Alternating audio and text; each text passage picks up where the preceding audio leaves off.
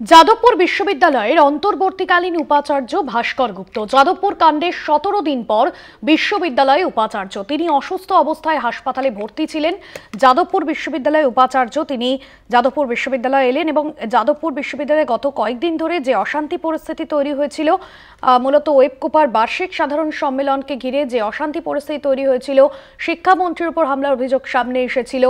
পাল্টা শিক্ষামন্ত্রীর গাড়িতে ধাক্কা খেয়ে আহত হয়েছিলেন এক পড়ুয়া এবং তারপরেই পাল্টা অভিযোগে ক্রমশ উত্তপ্ত হয়েছিল যাদবপুর বিশ্ববিদ্যালয়ের চত্বরে। যাদবপুর বিশ্ববিদ্যালয়ের ঘটনার প্রায় 17 দিন পর বিশ্ববিদ্যালয়ে এলেন উপাচার্য।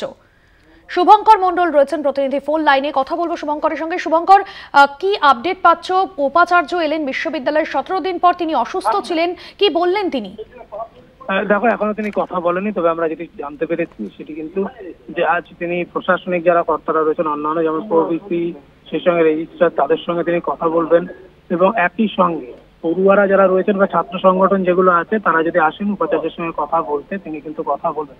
দীর্ঘ 17 দিনের মাথায় তিনি আজ যাদবপুর বিশ্ববিদ্যালয়ে এসেছে। তোমায় জানিয়ে রাখি, গত 1 মার্চ বিশ্ববিদ্যালয়ে যে অপ্রীতিকর ঘটনা ঘটেছিল সেইখানে দাঁড়িয়ে স্বাভাবিকভাবে কিন্তু তারপর বিশ্ববিদ্যালয়ে উত্তাল হয়। সেখানে উপাচার্য পড়ুয়াদের দেখতে গেলে কেপিসি হাসপাতালে, সেখানেও তাকে নিগ্রহ হতে হয়, নিগ্রহ শিকার হতে হয় তাকে। তারপর তিনি অসুস্থ হয়ে বাড়িতে, তার পরবর্তীতে তিনি হাসপাতালে ভর্তি ছিলেন এবং তিনি তারপর সুস্থ হয়ে বেশ কিছুটা সুস্থ হয়ে বাড়িতে ফেরেন। আজ প্রায় 17 দিনের মাথায় তিনি বিশ্ববিদ্যালয়ে এসেছেন। কিছুক্ষণ আগে তিনি ভেতরে গিয়েছেন প্রশাসনিক ভবন অরবিন্দ ভবনে, তার ঘরে, এবং আমরা যে জানতে পারছি যে এরপরে প্রশাসনিক কর্তা অন্যান্যরা যারা রয়েছেন যেমন ডিন অফ স্টুডেন্টস, রেজিস্ট্রার, সেই সঙ্গে সঙ্গে কিন্তু সহ উপাচার্য, প্রত্যেকের সঙ্গে তিনি কথা বলবেন। এবং একই সঙ্গে তিনি এটিও আমরা জানতে পেরে যে তিনি কিন্তু যে ছাত্র সংগঠনগুলো রয়েছে, অর্থাৎ দীর্ঘদিন ধরে যে ছাত্র সংগঠনগুলো একের পর এক ডেপুটেশন তারা দিয়ে এসছে গত 1 মার্চের ঘটনার প্রতিবাদে এবং অবিলম্বে দোষীদের শাস্তি, সেই সঙ্গে অচলাবস্থা কাটানো নিয়ে এই যাবতীয় বিষয় নিয়ে তিনি কিন্তু পূর্বাদের সঙ্গে কথা বলেন। তবে তোমরা জানিয়ে রাখি, তিনি কিন্তু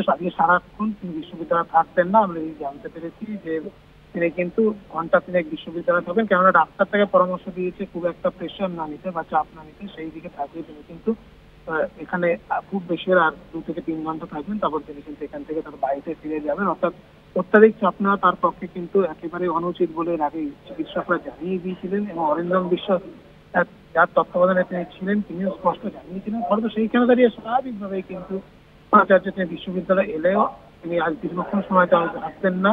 তিনি ঘন্টা 1.5 বা ঘন্টা 2-3 পর তিনি কিন্তু বিশ্ববিদ্যালয় থেকে বেরিয়ে যাবেন। কিন্তু তার আগে তিনি প্রশাসনিক কর্তা এবং সেই সঙ্গে সঙ্গে পড়ুয়া বা ছাত্র সংগঠন যারা রয়েছেন তাদের সঙ্গে তিনি কথা বলবেন বলে আমরা জানতে পারি। ধন্যবাদ শুভঙ্কর।